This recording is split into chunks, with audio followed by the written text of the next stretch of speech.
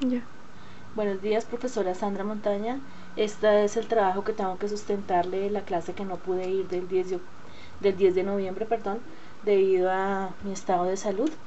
Como le dije en el Messenger, estaba incapacitada por una preeclampsia. Voy a sustentarle el pasado simple y el pasado continuo. El pasado simple en inglés se refiere a acciones realizadas en el pasado que ya acontecieron. Como toda, tiene una estructura gramatical. Por ejemplo, en las oraciones afirmativas encontramos el sujeto más el verbo en pasado más complemento. Aquí tenemos que tener en cuenta una observación gramatical, y es el estado de los verbos, porque encontramos dos clases: los verbos regulares y los verbos irregulares. En el pasado simple, los verbos regulares, por decir to answer, siempre al pasarlos al pasado simple se le coloca la terminación ed, es decir, answered. Por ejemplo, el verbo limpiar, to clean,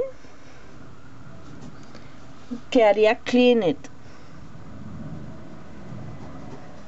Para el caso de algunos verbos regulares, pero hay otra excepción, que son los verbos irregulares. Estos verbos, que quieren decir que no siguen reglas gramaticales, que necesariamente toca aprendernos de memoria o ir utilizándonos en la cotidianidad para saber cómo es su forma gramatical. Por ejemplo, el verbo ir sería to go, pero en el pasado simple sería went.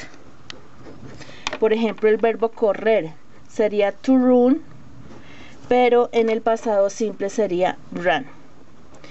Volvamos a nuestro ejemplo del pasado simple en la estructura afirmativa.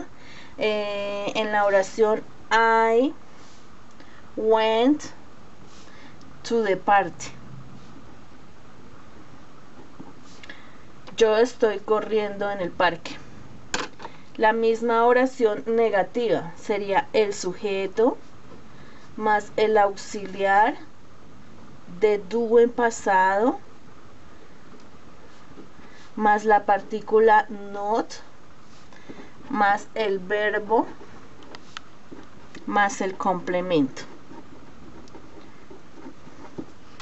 Para nuestra oración sería I didn't. La contracción not viene adherida acá. Go, que el verbo ir, to the party. Y en la estructura de interrogación sería el auxiliar de do en pasado más el sujeto más el verbo más el complemento. Para nuestro caso sería did you go to the party. Esta sería toda la estructura del pasado simple. Vamos a ver la estructura del pasado continuo. El pasado continuo se refiere a acciones que se están desarrollando en el momento pasado y que ya continuaron. En la estructura de las oraciones afirmativas iría el sujeto más auxiliar del verbo to be, que el verbo to be es el mismo verbo ser o estar. En pasado, el verbo to be más el verbo en gerundio. En clases pasadas habíamos hablado del verbo gerundio, que son los verbos cuya terminación es ing, más el complemento. Un ejemplo: she was, ella estaba, playing, jugando tenis. Vamos a transformar esta misma oración en negativa. Su estructura sería el sujeto más auxiliar del verbo to be en pasado, más la partícula not, más el verbo en gerundio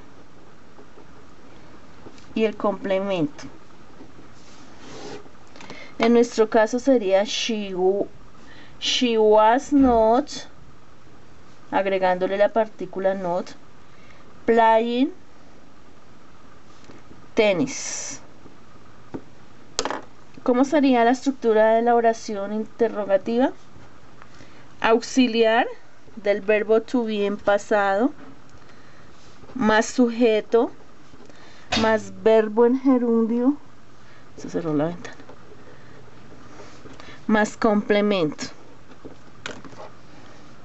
Auxiliar del verbo to be, were, porque vemos que el verbo to be está en los pronombres I, you, he, she, it, we, you, they.